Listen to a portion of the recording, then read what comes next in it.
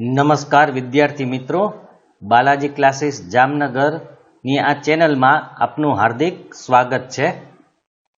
આજે આપણે સામાજિક વિજ્ઞાનનો 5મો પાઠ ભારતનો વિજ્ઞાન અને ટેકનોલોજીનો વારસો ભણવાનો છે। તો એના માટે તૈયાર છો ને બધા? તો ચાલો આપણે જોઈએ। વિજ્ઞાન અને ટેકનોલોજી ક્ષેત્રે જે સંશોધનો થયા તેમણે વિશ્વના દેશોને નજીક લાવી દીધા છે। આપણે ખબર છે વિજ્ઞાન અને ટેકનોલોજીમાં જે સંશોધન થયા, ખાસ કરીને વાહન વ્યવહાર અને સંદેશા વ્યવહાર, આને કારણે વિશ્વના દેશો એકબીજાની એકદમ નજીક આવી ગયા। મતલબ કે એક દેશમાંથી બીજા દેશમાં જવું અથવા એની સાથે વાતચીત કરવી એકદમ સરળ બની ગયું છે। દેશ વચ્ચેના આંતર વ્યવહારને સરળ બનાવ્યો છે। આંતર વ્યવહાર એટલે એકબીજા વચ્ચે કરવામાં આવતો વ્યવહાર। કોઈ પણ બે દેશો વચ્ચે જે વ્યવહાર થતો હોય એ પણ એકદમ સરળ બની ગયો ટેકનોલોજીને કારણે। વિશ્વના તમામ દેશો વચ્ચે સહયોગ વધ્યો છે, કારણ કે એકબીજાને મદદરૂપ થવા માંડ્યા છે। આપણે અહીંયા કોઈ પરિસ્થિતિ એવી આવી હોય, જેમ કે ભૂકંપ આવ્યો હતો ત્યારે, તો અન્ય દેશોના લોકો પણ અહીંયા સહાય કરવા માટે આવી ચૂક્યા હતા। તો એનો સહયોગ વધ્યો છે, નવો અભિગમ ઉદ્ભવ્યો છે, એક નવો વિચાર, નવો ઉત્સાહ, નવી વિચારધારા અહીંયા ઉત્પન્ન થઈ છે। રાષ્ટ્રો વિશ્વ શાંતિ અને સહ અસ્તિત્વ તરફ અભિમુખ થયા છે। એટલે કે દેશો હવે વિશ્વ શાંતિ ઈચ્છે છે અને સહ અસ્તિત્વ, બધાનું એક સાથે અસ્તિત્વ ઈચ્છે છે, એના તરફ વળ્યા છે। અભિમુખ થવું એટલે વળવું। વિજ્ઞાન એટલે વ્યવસ્થિત જ્ઞાન। વિજ્ઞાનનો મતલબ જ છે વ્યવસ્થિત જ્ઞાન અથવા સિદ્ધાંત અનુસારનું જ્ઞાન। અને ટેકનોલોજી એટલે વિજ્ઞાનની વ્યવહારિક ઉપયોગિતા। વિજ્ઞાનને આપણે વ્યવહારમાં જો ઉપયોગ કરીએ તો એને ટેકનોલોજી કહેવાય। ટેકનોલોજીનો મતલબ એવો નથી કે કોઈ મોટા યંત્રો કે મશીનો બનાવીએ, પણ સૌથી પહેલા જ્યારે આપણે ખબર પડી કે પવનની અંદર ઉર્જા છે, તો પવનની અંદર જે ઉર્જા છે એ આપણું વિજ્ઞાન છે। પણ એ પવનની ઉર્જાનો ઉપયોગ કરી અને આપણે ષઢવાળા વહાણો બનાવ્યા તો એ ટેકનોલોજી છે। એવી રીતે જે ચક્રની શોધ થઈ, કે જેને આપણે વ્હીલ કહીએ છીએ, એ વિજ્ઞાન છે। પણ એ વ્હીલમાંથી ગાડા કે રથ બનાવ્યા તો એ પણ ટેકનોલોજી કહેવાય। ટૂંકમાં કહીએ તો કોઈ પણ વિજ્ઞાન એટલે વ્યવસ્થિત અથવા તો સિદ્ધાંત સાથેનું જ્ઞાન, અને ટેકનોલોજી એટલે એ સિદ્ધાંત મુજબ તમે કોઈ યંત્ર, સાધન, ઉપકરણ બનાવો તો એને ટેકનોલોજી કહેવાય। આપણે અહીંયા જ્ઞાન અને વિજ્ઞાનમાં ફરક શું છે? જ્ઞાન બધાને છે, પણ વિજ્ઞાન બધાને નથી। દાખલા તરીકે કોઈ અભણ વ્યક્તિ હોય તો એને પણ ખબર છે કે માચિસ કેવી રીતે સળગે। જો માચિસ કેવી રીતે સળગે છે એ એને ખબર છે, એનું જ્ઞાન છે। પણ માચિસ શા માટે સળગે છે એની જો એને ખબર હોય તો એને કહેવાય વિજ્ઞાન। આપણને ખબર છે કે માચિસ ઘર્ષણને કારણે સળગે છે। બંને વચ્ચે એટલે કે દિવાસળીની જે પેટી અને દિવાસળી વચ્ચે ઘર્ષણ થવાને કારણે જે ઉષ્મા પેદા થાય એને કારણે સળગે છે, તો એ વિજ્ઞાન છે। તો આ રીતે જ્ઞાન, વિજ્ઞાન અને ટેકનોલોજી આવેલી છે। વિજ્ઞાન અને ટેકનોલોજી બંને શબ્દો ભિન્ન હોવા છતાં જોડાઈ ગયા છે। હવે વિજ્ઞાન આવે એટલે ભેગું ટેકનોલોજી આવે જ। ખરેખર બંને અલગ શબ્દ છે, પણ વિજ્ઞાન અને ટેકનોલોજી એવા એકબીજામાં ભળી ગયેલા છે કે એ બંને શબ્દો એક હોય એવું આપણને લાગે છે। હવે આપણે જોવાનું છે પ્રાચીન ભારતનો વિજ્ઞાનના ક્ષેત્રે વારસો। એટલે કે જૂના સમયમાં આપણા જે પૂર્વજો થઈ ગયા એને આપણે વિજ્ઞાનના ક્ષેત્રે શું આપ્યું છે એને વારસો કહેવાય। તો આપણા પ્રાચીન ભારતના મહાન ઋષિઓએ વિજ્ઞાનના ક્ષેત્રે અમૂલ્ય વારસો વિશ્વને આપ્યો છે। કારણ કે બીજા દેશોની અંદર જે વૈજ્ઞાનિકો હતા, આપણા દેશમાં એ જ કામ ઋષિ મુનિઓ કરતા હતા। એટલે આપણે ઋષિઓએ વિજ્ઞાનના ક્ષેત્રે અમૂલ્ય, જેનું મૂલ્ય નથી એવું નથી, પણ જેનું મૂલ્ય આપણે આંકી શકીએ એમ નથી, જેનું મૂલ્ય આપણે નક્કી કરી શકીએ એમ નથી, એવો વારસો એને વિશ્વને આપેલો છે। એ પછી ધાતુ વિદ્યા હોય, એટલે કે ધાતુની જુદી જુદી બનાવટો હોય, રસાયણ વિદ્યા હોય, રસાયણના જુદા જુદા ઉપયોગો હોય, વૈદક વિદ્યા હોય, જેમાં ખાસ કરીને જે આયુર્વેદ છે, શૈલ્ય ચિકિત્સા હોય એટલે કે સારવાર અને દવાઓની વાત હોય, ગણિત શાસ્ત્ર હોય, ખગોળશાસ્ત્ર એટલે કે ગ્રહો ને તારાઓ ને સૂર્ય ને એ બધાની વાત હોય, જ્યોતિષ શાસ્ત્ર, આ જે ગ્રહો છે, નક્ષત્રો છે, તારાઓ છે, કે જેની મનુષ્યના જીવન ઉપર શું અસર થાય છે એને કહેવાય છે જ્યોતિષ શાસ્ત્ર। વાસ્તુશાસ્ત્ર, વાસ્તુશાસ્ત્રનો મતલબ છે કે ઘરની અંદર કે કામકાજના સ્થળોએ કઈ વસ્તુ કઈ જગ્યાએ હોવી જોઈએ, કઈ દિશામાં હોવી જોઈએ, એ વાસ્તુશાસ્ત્રમાં અભ્યાસ આવે છે. એવી રીતે ભૌતિક શાસ્ત્રમાં આપણી આજુબાજુ આવેલું તમામ જેવા વિજ્ઞાનના અનેક ક્ષેત્રોમાં આપણા ઋષિઓએ મહત્તમ ફાળો આપ્યો છે, વધુમાં વધુ ફાળો આપ્યો છે, વધુમાં વધુ શોધો કરેલી છે, નવું જ્ઞાન વિશ્વને આપેલું છે, જે આપણા માટે ગૌરવની વાત છે. કારણ કે આપણા ઋષિ મુનિઓ, આપણા પૂર્વજો જેને વિશ્વને આ બધી વસ્તુઓનું જ્ઞાન આપ્યું છે, તો આપણા માટે ગૌરવ લેવા જેવી વાત છે. ભારતે માત્ર સાહિત્ય, કલા, ધર્મ, શિક્ષણ અને તત્વચિંતન જેવા ક્ષેત્રોમાં જ ફાળો નથી આપ્યો. કારણ કે પહેલા એવું કહેવામાં આવતું હતું કે ભારત એટલે માત્ર ધર્મનો દેશ છે, ત્યાં માત્ર ધાર્મિક બાબતો જ સમજાવવામાં કે ભણાવવામાં આવે છે. પણ એ ખરેખર ખોટું હતું. કારણ કે આપણે અહીંયા માત્ર સાહિત્ય, કલા, ધર્મ, શિક્ષણ કે તત્વચિંતન કે ફિલોસોફી જેને કહેવામાં આવે છે એમાં જ આપણો ફાળો છે એવું નથી, પરંતુ વિવિધ વિજ્ઞાન અને ટેકનોલોજીના ક્ષેત્રોમાં પણ પોતાનો સિંહ ફાળો આપ્યો છે. સિંહ ફાળો આપવો એટલે મુખ્ય ફાળો છે, ખૂબ જ વધારે પ્રમાણમાં પ્રદાન કરેલું છે. અર્વાચીન યુગના સંશોધનો દ્વારા જાણવા મળ્યું છે કે અર્વાચીન યુગ એટલે આધુનિક યુગ. 3 યુગ હતા. પેલા પ્રાચીન યુગ જે સૌથી જૂનો હતો, પછી વચ્ચેનો ગાળો આવ્યો જે 12, 13, 14મી સદીની આજુબાજુ, જેને મધ્ય યુગ કહેવાય, અને હાલનો સમય છે જેને આપણે અર્વાચીન યુગ કહેવાય. તો અર્વાચીન યુગના સંશોધનો દ્વારા આપણને જાણવા મળ્યું છે કે ભારત આધ્યાત્મિક વિચારધારાની સાથે સાથે વૈજ્ઞાનિક દ્રષ્ટિબિંદુ પણ ધરાવે છે. માત્ર આપણે ધાર્મિક બાબતોની જ વાત કરીએ છીએ એવું નથી, પણ આપણે વૈજ્ઞાનિક દ્રષ્ટિબિંદુ પણ છે. આપણી ઘણી બધી વસ્તુ એવી છે કે જે ધર્મ સાથે જોડાયેલી છે, છતાં પણ એમાં એક વિજ્ઞાન છુપાયેલું છે. જેમ કે આપણે બધાને ખબર છે, કોઈ પણ સારા પ્રસંગોએ આપણે તોરણ બાંધીએ છીએ આસોપાલવના પાનનું. તો શા કારણ છે એનું કારણ એ છે કે આસોપાલવના પાન તૂટી ગયા પછી પણ પ્રકાશ સંશ્લેષણ દ્વારા ઓક્સિજન પૂરો પાડે છે. અને એનું મુખ્ય કારણ કે આપણે પ્રસંગોમાં વ્યક્તિઓની સંખ્યા વધી જાય એટલે ઓક્સિજન વધારે પ્રમાણમાં જોઈએ, એટલે આપણે મુખ્ય દ્વાર ઉપર એટલે કે દરવાજે તોરણ બાંધીએ છીએ. એવી રીતે આપણે ઘણી બધી વિધિઓમાં પંચામૃત આપવામાં આવે છે, જેમાં દહીં, દૂધ, ઘી, મધ આ બધા પ્રકારના સાકર ભળેલી હોય, તો એ બધા શક્તિદાયક છે. એવી રીતે આપણે નાળિયેર વધેરીએ છીએ તો નાળિયેર પણ શક્તિદાયક છે. આવા તો ઘણા બધા રીત રિવાજો છે કે જે ધાર્મિક હોવા છતાં વિજ્ઞાન સાથે જોડાયેલા છે. તો મોટા ભાગની વૈજ્ઞાનિક અને ટેકનિકલ શોધોમાં એક યા બીજી રીતે પ્રાચીન ભારતના વિજ્ઞાનનું તત્વ સમાયેલું છે. કોઈ પણ વૈજ્ઞાનિક હોય કે ટેકનિકલ બાબત હોય કે ટેકનોલોજીની બાબત હોય, એમાં એની શોધોમાં એક યા બીજી રીતે ભારત એની સાથે જોડાયેલું છે. અને ભારતનું જે તત્વ એમાં જોડાયેલું છે એ ખાસ કરીને વૈજ્ઞાનિક તત્વ છે, વિજ્ઞાનનું તત્વ છે. હવે એમાં આપણે વાત કરશું ધાતુ વિદ્યા. પ્રાચીન કાળથી જ ભારતના લોકો ધાતુ વિદ્યાનો પોતાના વ્યવહારિક જીવનમાં ઉપયોગ કરે છે. આપણે ખબર છે કે આપણે પહેલેથી આગળ પડતા જ હતા. અંગ્રેજો આવ્યા એની પહેલા અંગ્રેજો કે જે યુરોપિયન પ્રજા છે એનું ભારતમાં આવવાનું કારણ પણ એ જ હતું. જ્યારે એ લોકોને કપડાં પહેરવાની ભાન નહોતી, ત્યારે આપણે સારા એવા કપડાનું ઉત્પાદન કરતા હતા અને આપણે એનો વેપાર કરતા હતા. તો એવી રીતે આપણે ધાતુ વિદ્યાનો પણ ત્યારે વ્યવહારિક જીવનમાં ઉપયોગ કરતા હતા, ધાતુના સાધનોનો પણ ઉપયોગ કરતા હતા. પ્રાચીન ભારતે ધાતુ વિદ્યામાં અદ્વિતીય સિદ્ધિઓ હાંસલ કરી હતી. એટલે હાંસલ કરવી એટલે મેળવવી, અદ્વિતીય જે પેલા કોઈએ મેળવેલી ન હોય એવી. એના ઉદાહરણ સ્વરૂપે સિંધુકાલીન સંસ્કૃતિમાંથી મળી આવેલી ધાતુની નર્તકીની પ્રતિમા એટલે મૂર્તિ. ધાતુની બનેલી નર્તકીની એટલે કે નાચ કે ડાન્સ કરતી હોય એવી સ્ત્રીની મૂર્તિ મળી આવેલી છે. તક્ષશિલામાંથી પ્રાપ્ત થયેલ કુષાણ રાજવીના સમયની ભગવાન બુદ્ધની પ્રતિમાઓ કે મૂર્તિઓ છે એ પણ ધાતુઓની બનેલી છે. એવી રીતે ચોલ રાજવીના સમયમાં તૈયાર થયેલા ધાતુ શિલ્પો હોય, શિલ્પ એટલે કલા કારીગરીની દ્રષ્ટિએ બનાવેલા હોય, ધાતુમાંથી હોય. ચેન્નઈના સંગ્રહાલયમાં સચવાયેલું આંતરરાષ્ટ્રીય ખ્યાતિ ધરાવતું નૃત્ય કલાના ઉત્કૃષ્ટ નમૂના રૂપ મહાદેવ નટરાજનું શિલ્પ હોય, તો આ પણ ઉચ્ચ કક્ષાનું છે. જે મેં તમને આગળના પાઠોમાં બતાવ્યું હતું પણ ખરું કે નટરાજનું શિલ્પ કેવું છે. એવી જ રીતે ધનુર્ધારી શ્રીરામનું શિલ્પ હોય, જેના હાથમાં ધનુર હોય એવા રામનું એક મૂર્તિ કે શિલ્પ છે.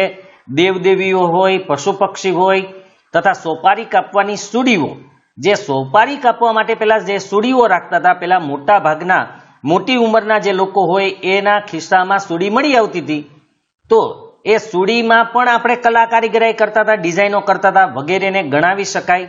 આ ધાતુ શિલ્પો બનાવવાની પરંપરા 10મી અને 11મી સદીથી વિકાસ પામી, એટલે કે 10મી અને 11મી સદીથી ધાતુઓના શિલ્પો બનાવવાનું આપણે શરૂ કર્યું.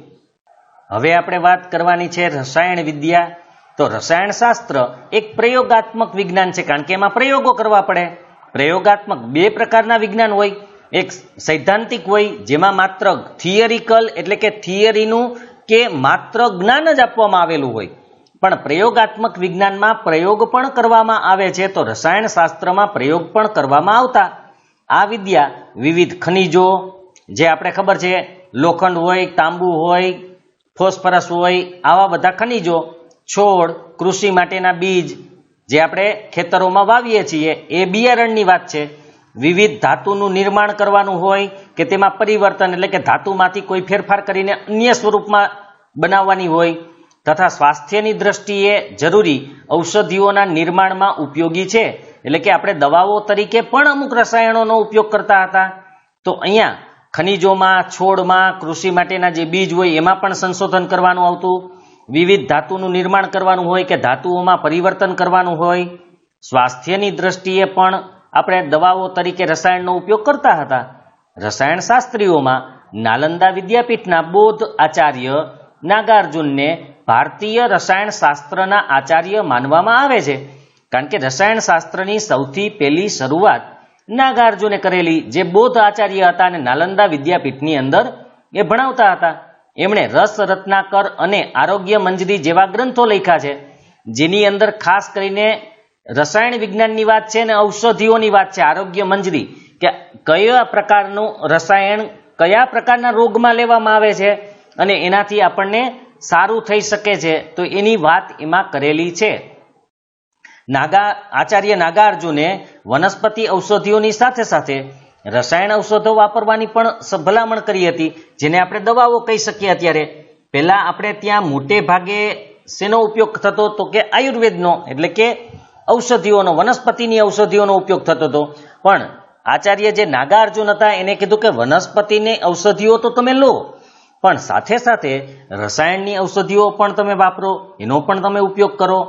પારાની ભસ્મ કરીને ઔષધ તરીકે વાપરવાનો પ્રયોગ તેમના દ્વારા શરૂ થયો હોય એમ મનાય છે, કારણ કે જે આપણે HG મર્ક્યુરી એટલે કે પારાને બાળીને એની રાખ, આમ તો પારો ઝેરી છે પણ એને બાળીને એની રાખ કરીને દવા તરીકે ઉપયોગમાં લેવામાં આવતો હતો. એની શરૂઆત કદાચ આચાર્ય નાગાર્જુને કરી હોય એવું મનાય છે, કારણ કે દેશ વિદેશમાં એટલે કે ઘણા બીજા દેશોમાં પણ પારાનો ઉપયોગ દવા તરીકે થતો હતો. નાલંદા વિદ્યાપીઠમાં રસાયણ વિદ્યાના અભ્યાસ અને સંશોધન માટે પોતાની અલગ રસાયણ શાળા અને ભઠ્ઠીઓ હતી.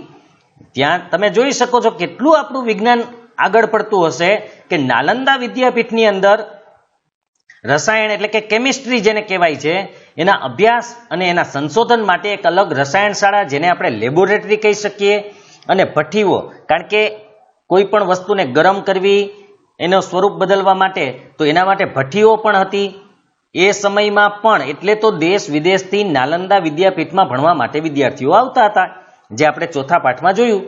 રસાયણ શાસ્ત્રોના ગ્રંથોમાં મુખ્ય રસ, ઉપરસ અને 10 પ્રકારના વિષ તેમજ વિવિધ પ્રકારના ક્ષારો અને ધાતુઓની ભસ્મનું વર્ણન મળે છે. રસાયણ શાસ્ત્રના જે ગ્રંથો લખાયેલા છે એમાં એને પેટા વિભાગો પાડેલા છે, જેમાં સૌથી પહેલા મુખ્ય રસ એટલે કે રસાયણ, મુખ્ય રસાયણો કયા, પછી ઉપરસાયણ એટલે કે પેટા રસાયણો એના કયા છે, અને ત્યાર પછી 10 પ્રકારના વિષ એટલે કે ઝેરની પણ વાત કરવામાં આવેલી છે, કે જે 10 પ્રકારના ઝેરો છે એની પણ અહીંયા વાત કરવામાં આવેલી છે. એ ઉપરાંત અમુક ક્ષાર અને ધાતુઓની ભસ્મ, જેને આપણે રાખ કહીએ છીએ, ભસ્મ એટલે રાખ, ધાતુને બાળીને જે એની રાખ કરવામાં આવતી એનું પણ વર્ણન મળે છે. રસાયણ વિદ્યાની ઉત્કૃષ્ટતા તો ધાતુમાંથી બનાવેલી ભગવાન બુદ્ધની મૂર્તિઓમાં દ્રશ્યમાન થાય છે. ઉત્કૃષ્ટતા એટલે શ્રેષ્ઠતા, કે આપણે રસાયણ વિદ્યામાં પારંગત હતા, શ્રેષ્ઠ હતા, એ કેવી રીતે સાબિત થાય છે? તો ધાતુમાંથી આપણે જે ભગવાન બુદ્ધની મૂર્તિઓ બનાવેલી છે એમાંથી દ્રશ્યમાન થાય છે, એટલે કે એમાંથી જોવા મળે છે. કારણ 7.1 એટલે કે 7.5 ફૂટ ઊંચી 1 ટન વજન ધરાવતી, 1 ટન એટલે 1000 કિલો વજન ધરાવતી તામ્ર મૂર્તિ એટલે કે તાંબામાંથી બનાવેલી મૂર્તિ. હવે તમે વિચાર કરો, એ સમયમાં એ લોકો 7.5 ફૂટની ઊંચાઈ ધરાવતી અને 1000 કિલો વજન ધરાવતી તાંબાની મૂર્તિ બનાવી શકતા હોય તો કેટલા એ આગળ પડતા હશે, જે આજે પણ આપણે બનાવવા માટે થોડું ઘણું મુશ્કેલ છે. તો આવી તામ્ર મૂર્તિ સુલતાનગંજ બિહારમાંથી મળી આવેલી છે. આ ભગવાન બુદ્ધની મૂર્તિ છે એ બિહાર જે સુલતાનગંજ છે ત્યાંથી મળી આવેલી છે. તથા 18 ફૂટ ઊંચી ભગવાન બુદ્ધની મૂર્તિ નાલંદામાંથી મળી આવેલી છે. તો એ પણ આપણા માટે ગૌરવપૂર્ણ વાત કહી શકાય. 7 ટન એટલે 7000 કિલો વજન ધરાવતો અને 24 ફૂટ ઊંચો સમ્રાટ ચંદ્રગુપ્ત બીજાએ એટલે કે વિક્રમાદિત્યએ દિલ્હીમાં નિર્માણ કરાવેલા વિજય સ્તંભને હજી સુધી વરસાદ, ટાઢ કે તડકામાં આટલા વર્ષો સુધી રહ્યા છતાં કાટ લાગ્યો નથી. આ ભારતની રસાયણ વિદ્યાના ઉત્તમ નમૂના છે. અહીંયા તમે જોઈ શકો છો, આ છે લોહ સ્તંભ. હવે તમે વિચાર કરો, અત્યારે આપણે કહીએ છીએ કે ટેકનોલોજીનો જમાનો છે, ગમે તેવી ટેકનોલોજી હોય પણ જે લોખંડ અત્યારે બનાવવામાં આવે છે તમે એનો ઉપયોગ કરજો, 4 કે 5 વર્ષ વધીને ત્યાં તો એ કટાવા લાગશે અને સાવ નષ્ટ થઈ જશે. જ્યારે આ હજુ સુધી અહીંયા ઉભેલો છે, તડકો છે, ટાઢ હોય, વરસાદ હોય તો પણ એને કાટ લાગ્યો નથી.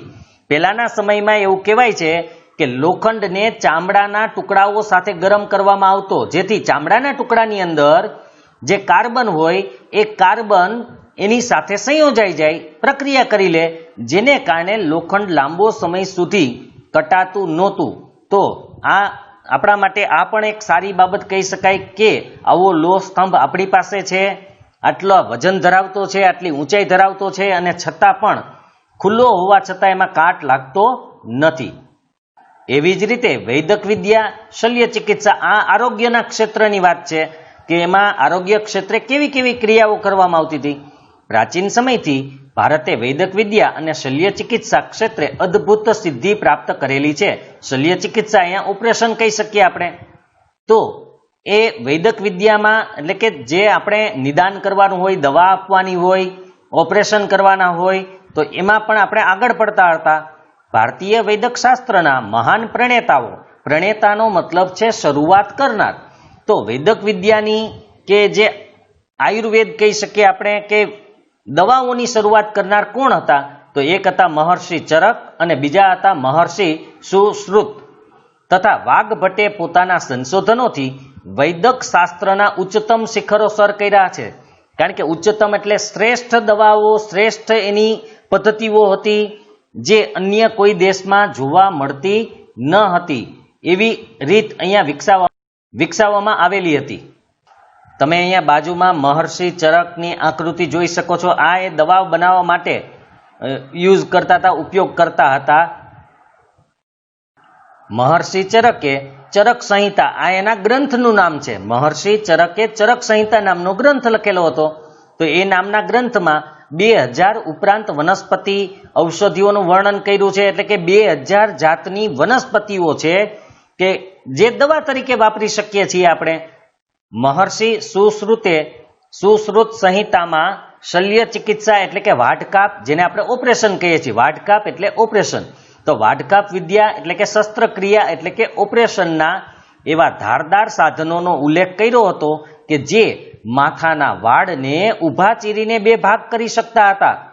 બરાબર યાદ રાખજો, માથાના વાળને ઊભા, આડા તો ગમે તે કાપી શકીએ આપણે, કાતરથી પણ આડા વાળને તો કાપી શકીએ, પણ ઊભા કાપી શકાય એવા સાધનો એમની પાસે એ સમયમાં હતા. તમે વિચારો, વાળના ઊભા 2 ભાગ કરવાના છે, આટલા ધારદાર શસ્ત્રો કે સાધનોનો ઉપયોગ એ સમયમાં એ લોકો કરતા હતા. વાઘભટ્ટ સંહિતા પણ મહત્વનો ગ્રંથ છે. ચરક સંહિતા, સુશ્રુત સંહિતા અને વાઘભટ્ટ સંહિતા પ્રત્યેક વૈદ્ય માટે આ 3 ગ્રંથોનો અભ્યાસ ઉપયોગી છે. જો કોઈ પણ વૈદ્ય હોય, હવે આપણે જેને ડોક્ટર કહીએ છીએ, પહેલા એ વૈદ હતા, તો એ વૈદોએ જો પોતાએ સારી રીતે આરોગ્ય વિશે ચકાસણી કરવી હોય એટલે કે ચેક કરવા હોય, નિદાન કરવા હોય, દવા આપવી હોય, તો આ 3 ગ્રંથોનો અભ્યાસ કરવો એના માટે ખૂબ જ જરૂરી છે. અહીંયા બાજુમાં તમે મહર્ષિ સુશ્રુત જે આંખનું કદાચ ઓપરેશન કરે છે એમ કહી શકીએ આપણે, કારણ કે એમણે જ આ શરૂઆત કરેલી. તો અહીંયા એ ઓપરેશન કરતા હોય એ પ્રકારનું ચિત્ર છે. પ્રાચીન ભારતના હિન્દુઓના ઔષધ શાસ્ત્રમાં ખનિજ જુદી જુદી, જેમ મેં કીધું લોહ તત્વ એટલે કે લોખંડ હોય, ઝીંક હોય, ફોસ્ફરસ હોય, કેલ્શિયમ હોય, આવા ખનિજો, વનસ્પતિનો ઉપયોગ કરતા પ્રાણીઓની ઔષધિઓનો વિશાળ સંગ્રહ સમાયેલો છે આપણા ઔષધ શાસ્ત્રમાં. એટલે કે પ્રાણીઓની અમુક વસ્તુઓનો પણ ઉપયોગ એમાં થતો હતો. દવા બનાવવાની ઝીણવટભરી વિધિઓની સાથે દવાઓનું વર્ગીકરણ તથા દવાના ઉપયોગ માટેના સૂચનો આપવામાં આવ્યા છે. એમાં જે આપણા ઔષધ શાસ્ત્ર છે એમાં એકદમ ઝીણવટભરી એટલે કે ડિટેલમાં એની વિધિઓ, દવા બનાવવી કેવી રીતે એની વિધિ આપેલી છે, એની રીત આપેલી છે, અને દવાઓના વર્ગીકરણ કરેલા છે. કઈ દવા શેમાં ઉપયોગી બને, પ્રવાહી હોય, ઘન હોય, એ પણ વર્ગીકરણ છે. અને દવા કેવી રીતે લેવી એનું પણ સૂચન કરેલું છે. એનો ઉપયોગ કેવી રીતે કરવો એ પણ એમાં બતાવવામાં આવ્યું છે. વાઢકાપ કરવા માટે પ્યાલા આકારનો પાટો બાંધી લોહીનું પરિભ્રમણ અટકાવતા. હવે વાઢકાપ એટલે ઓપરેશન.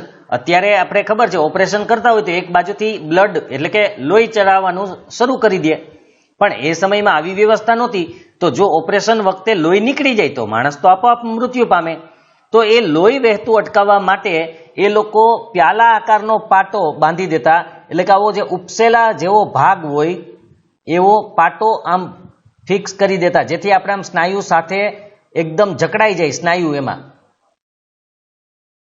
દાખલા તરીકે હાથ હોય તો હાથે અહીંયા આમ ઊંધો પ્યાલો હોય એ રીતે આમ બાંધી દેતા, આ રીતે પ્યાલો રાખીને, જેથી અહીંથી બ્લડ આ બાજુ આવવાનું ઓછું થઈ જાય.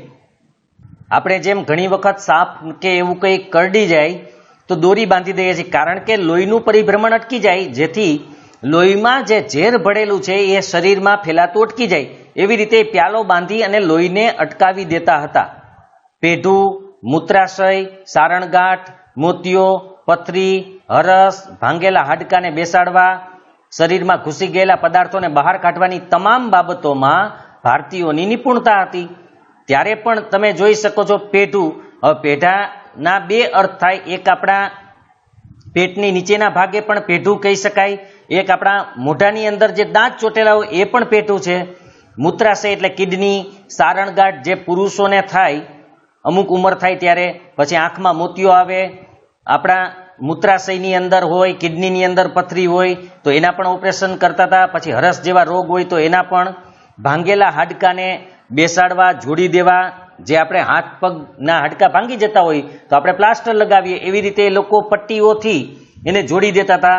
શરીરમાં ઘૂસી ગયેલા કોઈ પદાર્થો હોય, કોઈ તીર હોય કે બીજા કોઈ નાના મોટા એવા કોઈ પદાર્થો શરીરની અંદર ઘૂસી ગયા હોય, ખૂંચી ગયા હોય તો એને કાઢવા માટેની પણ આપણામાં આવડત હતી, હોશિયારી હતી, નિપુણતા હતી, આપણે પ્રવીણ હતા એમાં. તૂટેલા કાન કે નાકની સારવાર અને પ્લાસ્ટિક સર્જરી પણ જાણતા હતા, કારણ કે તૂટેલા કાનને જોડવા કે નાકને જોડવું એ પ્લાસ્ટિક સર્જરી જ કહેવાય. એ બીજી જગ્યાએથી સ્કિન કે ચામડી લઈ અને એનો ઉપચાર કરવો, તો એ પ્લાસ્ટિક સર્જરી જેવી વિદ્યા પણ જાણતા હતા. મૃત શરીરના વાઢકાપ કે મીણના પૂતળા દ્વારા પ્રત્યક્ષ જ્ઞાન પણ વિદ્યાર્થીઓને આપતા હતા. આપણે અત્યારે પણ મેડિકલ કોલેજમાં જે વિદ્યાર્થીઓ ભણતા હોય એને મૃતદેહ ઉપર બધી વસ્તુ શીખવાડવામાં આવે, કારણ કે સીધું તો ઓપરેશન એને બતાવવાનું ન હોય. તો એ લોકોને મૃત શરીરમાં કયું અંગ કેવી રીતે ગોઠવાયેલું હોય, કેવી રીતે એને બહાર કાઢવું અથવા તો કેવી રીતે એના ઓપરેશન કરવા એ મૃત શરીર ઉપર શીખવાડતા.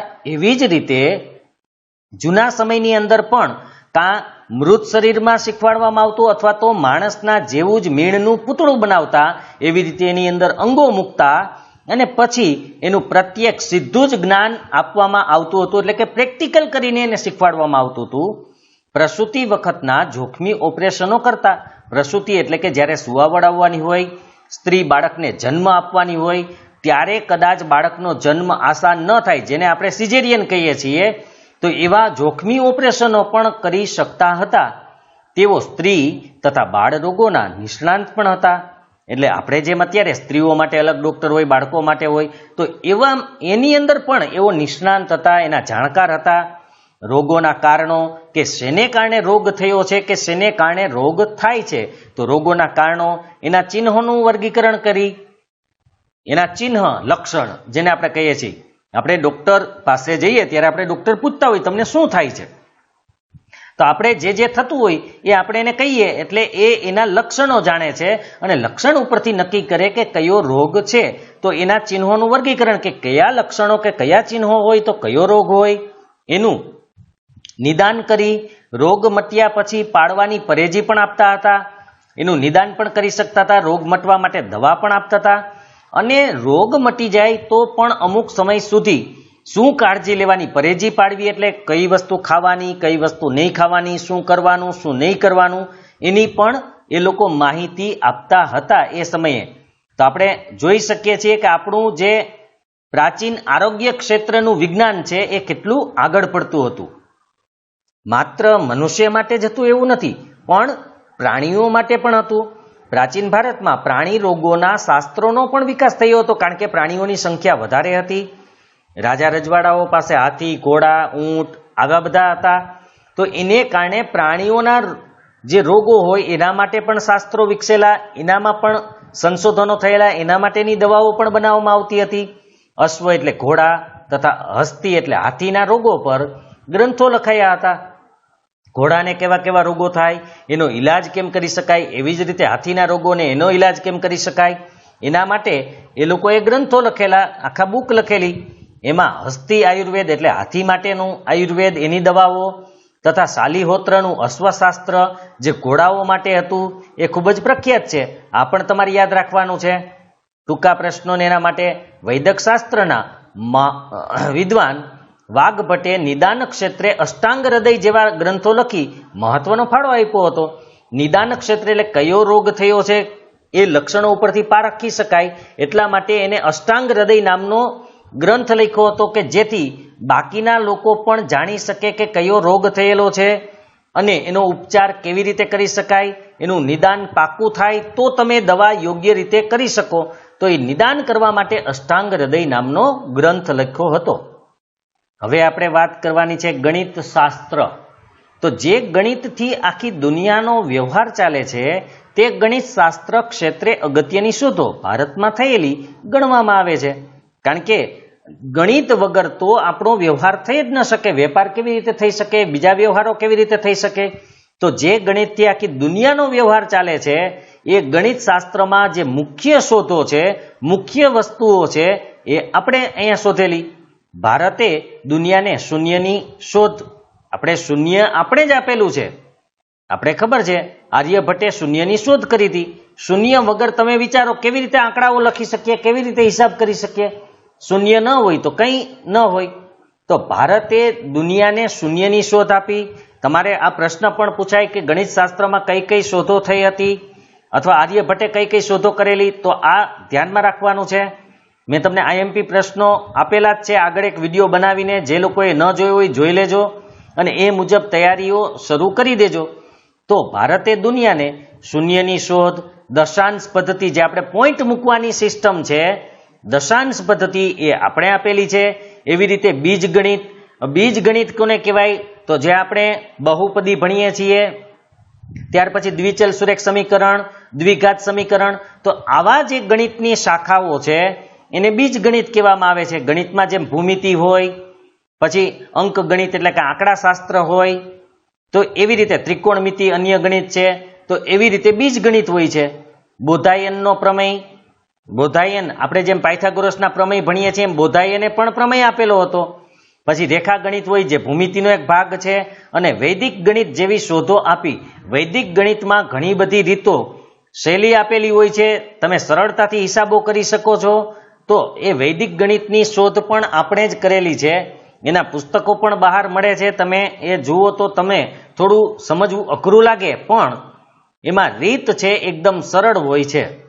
શૂન્યની શોધ આર્યભટ્ટે કરી એ આપણે ખબર છે. આંકડાની પાછળ શૂન્ય લગાવીને લખવાની પ્રક્રિયાના શોધક ગૃત્સમદ નામના ઋષિ હતા. આર્યભટ્ટે માત્ર શૂન્યની શોધ કરી પણ આંકડાની પાછળ 0 લગાડીએ તો એ રકમ કેટલી થાય અને કેવી રીતે લખી શકાય એની શોધ કોણે કરી? તો ગૃત્સમદ નામના જે ઋષિ હતા એમણે કરી.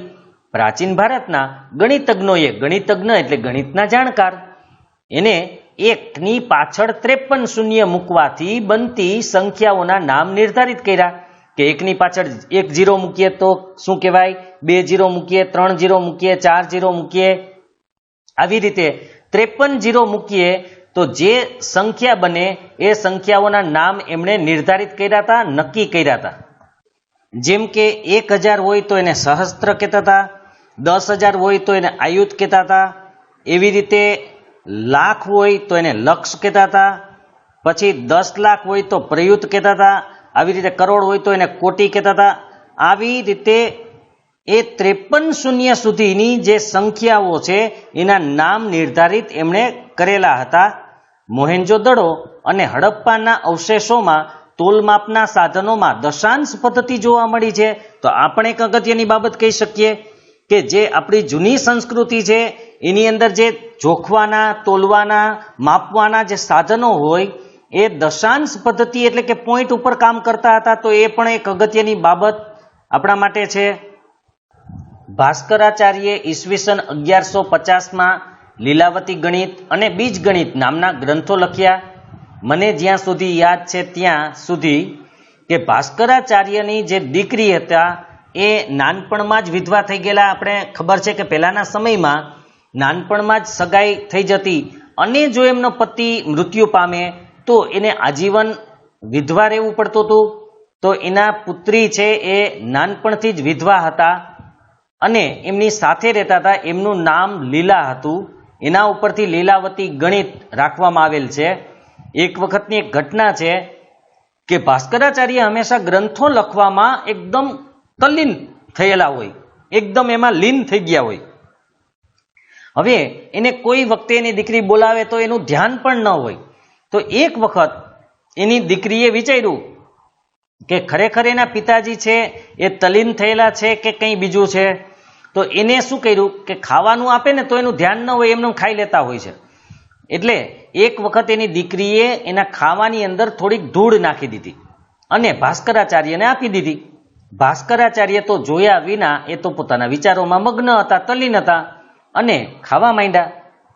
અને થોડું ખાઈ લીધું પછી એની દીકરી રડવા માંડી અને એના પિતાજીને કહે છે કે તમે એટલા બધા તલ્લીન છો ખરેખર કે મારે તમને જોવું હતું કે ખરેખર તમે તલ્લીન છો કે નહીં, એટલા માટે મેં ધૂળ નાખી તો તમે ધૂળ પણ ખાઈ ગયા. ત્યારે આ બધા ગ્રંથો બનેલા છે. વિચારો કેટલું ગહન એનું ચિંતન હશે. તો એમણે લીલાવતી ગણિત અને બીજ ગણિત નામના ગ્રંથો લખ્યા. તેમણે પ્લસ એટલે કે સરવાળા તથા બાદબાકીનું પણ સંશોધન કર્યું કે પ્લસ કેવી રીતે કરી શકાય, માઇનસ કેવી રીતે કરી શકાય એ પણ એમને સૂચવ્યું, એમને સિદ્ધ કર્યું, સાબિત કર્યું. બ્રહ્મગુપ્તે સમીકરણના પ્રકાર બતાવ્યા હતા. આપણે જે સમીકરણોના પ્રકાર જોયા હતા, એક ઘાત હોય, દ્વિઘાત હોય, ત્રિઘાત હોય, એકપદી, દ્વિપદી, ત્રિપદી, એમાં 3 પદ વાળા હોય. તો એવા સમીકરણોના પ્રકાર પણ એમને બતાવ્યા હતા. બોધાયન પ્રમેય જે ત્રિકોણમિતિ માટે ઉપયોગી છે એમાં આપ સ્તંભે શુલ્વ સૂત્રોમાં ઈસવીસન 800 પૂર્વે વિવિધ વૈદિક યજ્ઞો માટે જરૂરી વિવિધ વેદીઓના પ્રમાણ નિશ્ચિત કર્યા છે. તો બોધાયન પ્રમેય છે એ ત્રિકોણમિતિ માટે છે. પછી આપ સ્તંભ નામના જે આપણા ઋષિમુનિ છે એણે એક ગ્રંથ લખેલો છે શુલ્વ સૂત્ર. એ ઈસવીસન પૂર્વે 800 વર્ષની વાત છે. એટલે કે આજથી 2800 વર્ષ પહેલા, ઈસવીસન શરૂ થઈ અને 2000 વર્ષ થયા, તો એની પહેલા પણ 800 વર્ષ એટલે કે 2800 વર્ષ પહેલા એ ગ્રંથ લખ્યો હતો. એની અંદર વિવિધ યજ્ઞો માટે જરૂરી વેદી, જે આપણે હવન માટે કુંડ બનાવીએ એને વેદી કહેવાય, એ હવન કુંડના માપ નિશ્ચિત કરેલા હતા. જુદા જુદા માપ, જુદી જુદી ડિઝાઇનના કેવી રીતે કેટલું માપ રાખવું એ એમાં એને ગણતરીપૂર્વક બતાવેલું હતું. તો એ 8મા ધોરણમાં પણ શરૂઆતમાં આવતું હતું કે એના જુદા જુદા ચોરસ હોય, લંબચોરસ હોય, ડિઝાઇન હોય અને એના ચોક્કસ માપ રાખવામાં હતા. તો એને વેદીઓના જે માપ હોય, પ્રમાણ હોય એ પણ નિશ્ચિત કરેલા હતા. હવે અહીંથી આર્યભટ્ટની જે શોધો છે એ શરૂ થાય છે. તો આર્યભટ્ટના આર્યભટ્ટીયમ ગ્રંથમાં પાઈની કિંમત 22/7 એટલે કે 3.14 જેટલી થાય છે. તેનો ઉલ્લેખ છે. એનો મતલબ કે પાઈની કિંમત સૌ પ્રથમ શોધવાવાળા આર્યભટ્ટ હતા. આર્યભટ્ટે આર્યભટ્ટિયમ નામનો ગ્રંથ લખેલો હતો. એની અંદર એને પાઈની કિંમત 22/7 એટલે કે 3.14 છે એનો ઉલ્લેખ કરેલો હતો. અને તેમણે પ્રતિપાદિત એટલે કે સાબિત કર્યું છે કે ગોળક એટલે વર્તુળ, જેને સર્કલ કહીએ છીએ આપણે, એ વર્તુળના પરિઘ અને વ્યાસના ગુણોત્તરને દર્શાવતો અચળાંક એટલે કે પાઈ છે. હવે તમારે આ પણ જોવું હોય તો જોઈ શકો છો તમે કે પરિઘ અને વ્યાસનો ગુણોત્તર, તમે કોઈ પણ વર્તુળ દોરી લો, પછી વર્તુળ દોર્યા પછી પરિઘ એટલે આ ચારે બાજુનું જે માપ છે ને એને આપણે પરિઘ કહીએ છીએ. એ પરિઘનું માપ માપી લેવાનું અને પછી વ્યાસનું માપ માપવાનું, અને પરિઘ ભાગ્યા વ્યાસ કરશો તો છેવટે તમને 22/7 અથવા તો 3.14 બેમાંથી કોઈ એક અંક મળશે. કારણ કે 22 ને 7 વડે ભાગો તો આશરે કિંમત 3.14 થાય છે. તો ખાસ હજુ યાદ રાખજો કે કોઈ પણ વર્તુળ દોરી એનો પરિઘ માપો. પરિઘ એટલે 2πr કહીએ છીએ આપણે, પણ પરિઘ માપી લો અને પરિઘ અને વ્યાસ છે એનો તમે ભાગાકાર કરશો તો તમને પાઈની કિંમત મળશે, એટલે કે 22/7 જ આવશે. ભાગાકારની આધુનિક પદ્ધતિ જે અત્યારે આપણે ભાગાકાર કરીએ છીએ એ પદ્ધતિ એમને શોધી. જો અહીંથી આર્યભટ્ટની શોધો શરૂ થઈ ગઈ. શૂન્યની શોધ કરીએ તો આપણે ખબર જ છે. પાઈની કિંમત શોધી. પાઈ એટલે શું? અચળાંક, જે બદલે નહીં, એટલે તો એ અચળાંક છે. 22/7 અથવા 3.14 એની ફિક્સ કિંમત છે. એ પરિઘ અને વ્યાસનો ભાગાકાર છે. યાદ રાખજો, પરિઘને વ્યાસ વડે ભાગવાથી હંમેશા 22/7 એટલે કે પાઈની કિંમત આવે. એ ઉપરાંત ભાગાકારની પદ્ધતિ પણ શોધી. ગુણાકાર, સરવાળા, બાદબાકી, વર્ગમૂળ, ઘનમૂળ આદિ અષ્ટાંગ પદ્ધતિની જાણકારી આર્યભટ્ટે તેમના ગ્રંથોમાં આપી છે. આવી જુદી જુદી જે આપણે સરવાળા, બાદબાકી, ગુણાકાર, ભાગાકારની વાતો કરીએ છીએ એ મોટા ભાગની પદ્ધતિઓની શોધ આર્યભટ્ટે એના ગ્રંથોમાં લખેલી છે. એટલે એનો મતલબ કે એને શોધ કરેલી છે. તેથી તો આર્યભટ્ટને ગણિત શાસ્ત્રના પિતા તરીકે ઓળખવામાં આવે છે. ખાસ યાદ રાખજો, જે કોઈ પણ ક્ષેત્રની અંદર સૌથી પહેલું સંશોધન જેણે કરેલું હોય એને મોટે ભાગે એક ક્ષેત્રના પિતા કહેવામાં આવે છે. જેમ કે અર્થશાસ્ત્રના પિતા છે એડમ સ્મિથ, એવી રીતે કમ્પ્યુટર ક્ષેત્રની આપણે જો વાત કરીએ તો ચાર્લ્સ બેબેજ છે. આવા ઘણી બધી બાબતોમાં એને ગણવામાં આવે છે. તો એ ગણિત શાસ્ત્રના પિતા કે શોધ કરનાર મુખ્ય એ આર્યભટ્ટ હતા. આ ઉપરાંત તેમણે 10 ગીતિકા, આર્યભટ્ટિયમ જેવા ગ્રંથ લખ્યા હતા. આર્ય સિદ્ધાંત જે ગ્રંથ હતો એમાં જ્યોતિષશાસ્ત્રના મૂળ સિદ્ધાંતોનું પણ સંક્ષેપમાં એટલે કે ટૂંકમાં વર્ણન કરેલું છે. આર્ય સિદ્ધાંત ગ્રંથ જે છે આર્યભટ્ટે લખેલો, એની અંદર જ્યોતિષશાસ્ત્ર કે જ્યોતિષ એટલે શું છે, ગ્રહો કે નક્ષત્રો કે એની અસર શું હોય મનુષ્ય ઉપર, એનું એમાં વર્ણન કરવામાં આવેલું છે. ટૂંકમાં એના સિદ્ધાંતો એમાં વર્ણવાયેલા છે. ગણિત હોય, અંક ગણિત એટલે કે આંકડા શાસ્ત્ર કહીએ છીએ, રેખા ગણિત એટલે ભૂમિતિનો જે ભાગ છે એ મૂળભૂત પ્રશ્નોનું સમાધાન શોધ્યું હતું. ગણિત, અંકગણિત અને રેખા ગણિતના જે મૂળભૂત પ્રશ્નો છે, મુખ્ય પ્રશ્નો છે, એનું સમાધાન, એનું સોલ્યુશન, એનો ઉકેલ એમણે શોધેલો હતો. આ ઉપરાંત ગણિત શાસ્ત્રના જુદા જુદા પાસાઓની ચર્ચા અનેક વિદ્વાનોએ પોતપોતાના ગ્રંથોમાં કરી. તેમાં બોધાયન હોય, આપસ્તંભ હોય અને કાત્યાયન, ભાસ્કરાચાર્ય, બ્રહ્મગુપ્ત વગેરેનો સમાવેશ કરી શકાય. તો ગણિતની અંદર કે ગણિતમાં જે શોધ કરનારા મુખ્ય ગણિત શાસ્ત્રીઓ હતા આર્યભટ્ટ તો હતા જ, એ ઉપરાંત પણ બોધાયન, આપસ્તંભ, કાત્યાયન, ભાસ્કરાચાર્ય અને બ્રહ્મગુપ્તનો સમાવેશ એમાં થાય છે. હવે આપણે વાત કરશું અન્ય વિજ્ઞાનો. પ્રાચીન ભારતમાં જુદા જુદા વિજ્ઞાન વિશે ગ્રંથોનું નિર્માણ થયું. જે અન્ય વિજ્ઞાન પણ હતા, જે અન્ય ગ્રંથો પણ હતા, તો એમાં ક્રમ આપેલા છે આપણને. વિજ્ઞાન આધારિત શાસ્ત્રોના નામ, એના કર્તા એટલે કે લેખક કોણે લખેલો છે. તો પ્રજનન શાસ્ત્ર વિશે જે લખેલું હતું એ બ્રાભ્રવ્ય પાંચાલ હતા, જેને પ્રજનન શાસ્ત્રની અંદર જે જે વસ્તુઓ હતી એના માટે આરોગ્યની બાબતો પણ હોય કે બાકી કંઈ પણ હોય, તો એ પ્રજનન શાસ્ત્રની બાબતોનો ઉલ્લેખ કે ગ્રંથ લખેલો હતો એ બ્રાભ્રવ્ય પાંચાલે લખેલો હતો. ચિકિત્સા સંગ્રહ જે ચક્ર પાણીદત્તે લખેલો હતો, ચક્ર પાણીદત્ત, જે બંગાળી હતા 11મી સદીની અંદર થઈ ગયા અને સંસ્કૃતના એકદમ જાણકાર હતા અને આયુર્વેદના પણ એ જાણકાર હતા, જેને ચિકિત્સા સંગ્રહ નામનો ગ્રંથ લખ્યો હતો કે કેવી રીતે એમાં સારવાર કરી શકીએ, ઉપચાર કરી શકીએ આપણે. ત્યાર પછી ત્રીજું છે કામસૂત્ર, જે લખેલું હતું વાત્સ્યાયન. કામસૂત્રની અંદર પ્રજનન માટેની જુદી જુદી જે રીતો હતી એ એમણે દર્શાવેલી હતી. વાત્સ્યાયન છે એ બીજી કે ત્રીજી સદીની અંદર થઈ ગયેલા છે. એ પણ સંસ્કૃતના જાણકાર હતા, ફિલોસોફર હતા, એટલે કે તત્વજ્ઞાની પણ હતા. અને એમનું જે કામસૂત્ર છે એ વિશ્વભરમાં જાણીતું પુસ્તક છે. ત્યાર પછી ચોથું છે વૃક્ષ આયુર્વેદ, જે મહામુનિ પારાશરે લખેલું હતું, જેની અંદર વૃક્ષો વિશેની જ વાત કરવામાં આવી હતી. વૃક્ષોના જીવન વિશેની વાત હતી, વૃક્ષોના મહત્વની વાત હતી. એ બધી વાતો એની અંદર કરેલી હતી. એ મહામુનિ પારાશર લગભગ 1લી સદીની આજુબાજુની વાત છે. ત્યાર પછી આપણે યોગશાસ્ત્રની વાત કરીએ તો મહર્ષિ પતંજલિની, જે આપણે ખબર જ છે પતંજલિ, પણ મહર્ષિ જે પતંજલિ થઈ ગયા એને યોગશાસ્ત્રની શોધ કરેલી કે યોગની વિધિઓ આપેલી હતી આપણને. મહર્ષિ જે પતંજલિ છે એનો લગભગ સમય છે એ ઈસવીસન પૂર્વે 200ની આજુબાજુનો છે. એ એક ચિકિત્સક પણ હતા, યોગશાસ્ત્રની શરૂઆત કરનાર પણ હતા, રસાયણ વિદ્યાના જાણકાર પણ હતા. એ એક શિક્ષક કે આચાર્ય તરીકે પણ ઉપયોગી મતલબ ભણાવતા હતા કે ધાતુશાસ્ત્ર કે લોહ વિદ્યા હોય કે લોખંડના ક્ષેત્રની જાણકારી હોય તો એમાં પણ એ પારંગત હતા. ત્યાર પછી યંત્ર સર્વસ્વ મહર્ષિ ભારદ્વાજ, જેમાં મોટે ભાગે યંત્ર વિશે વાત કરેલી હતી. એવું કહેવાય છે કે જે ભારદ્વાજ છે એને જે યંત્ર સર્વસ્વ છે એમાં વિમાન શાસ્ત્ર વિશે લખેલું છે, એટલે કે વિમાન કેવી રીતે બનાવવું એની ટેકનિકનો ઉલ્લેખ એમાં કરેલો છે.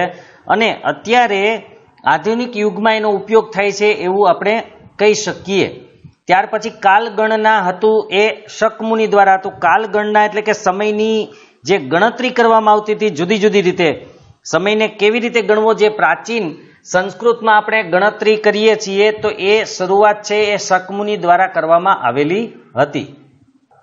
હવે આપણે ખગોળશાસ્ત્ર અને જ્યોતિષશાસ્ત્ર વિશે જાણવાનું છે, પણ એ આપણે આગળના ભાગમાં જોઈશું. અને તે સાથે આપણે પ્રશ્ન જવાબની પણ ચર્ચા કરી લેશું. જો બનશે તો લેખિત સ્વરૂપમાં, જેમ હું અન્ય વિષયોના આપું છું એમ પણ આપી દઈશ તમને.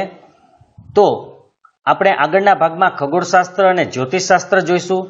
જો તમને આ વિડીયો પસંદ આવ્યો હોય તો લાઈક કરજો, શેર કરજો, અને જો આ ચેનલને સબસ્ક્રાઇબ ન કરેલી હોય તો સબસ્ક્રાઇબ કરજો, અન્ય મિત્રોને પણ કરાવજો. અને જુદા જુદા આપણા જે વિષયો છે એના પ્લે લિસ્ટ મેં યુટ્યુબમાં મૂકી દીધેલા છે. તમે હવે તમારે જ્યારે પણ કોઈ વિષયની કે વિષયનો અભ્યાસ કરવો હોય તો તમે પ્લે લિસ્ટમાં જઈને જોઈ શકો છો. જેમ કે ધોરણ 10 ગુજરાતી, તો ગુજરાતીના જેટલા પ્રકરણ છે એમાં આવી જાય, એટલે ગુજરાતીનો કોઈ પણ વિડીયો જોવો હોય તો તમે તેમાં જોઈ શકો છો. એવી રીતે વિજ્ઞાન, સમાજ, અંગ્રેજી, ગણિત બધાના અલગ અલગ વિડીયોના પ્લે લિસ્ટ મૂકેલા છે. તમે ચેનલ ખોલશો એટલે ઉપર લિસ્ટ હોય, હોમ હોય, વિડીયોઝ હોય, પ્લે લિસ્ટ હોય. તો પ્લે લિસ્ટ તમે દબાવશો એટલે તમને આવા જુદા જુદા પ્લે લિસ્ટ મળી જશે. એમાંથી તમે અભ્યાસ કરી શકો છો. અને મેં તમને આગળ પણ કીધું, જે Balaji classes Jamnagar blog spot છે, જેની લિંક મેં આગળના ગુજરાતીના વિડીયોમાં પણ હતી, વિજ્ઞાનના વિડીયોમાં પણ હતી, હિન્દીના વિડીયોમાં પણ હતી. ત્યાં જઈને તમે પ્રશ્ન જવાબ પણ જોઈ શકો છો. એમાં લખેલા છે, તમારે લખવા હોય તો પણ તમે એમાંથી જોઈને લખી શકો છો. હવે આપણે આગળના વિડીયોમાં ખગોળશાસ્ત્ર અને જ્યોતિષશાસ્ત્ર વિશે વાત કરશું.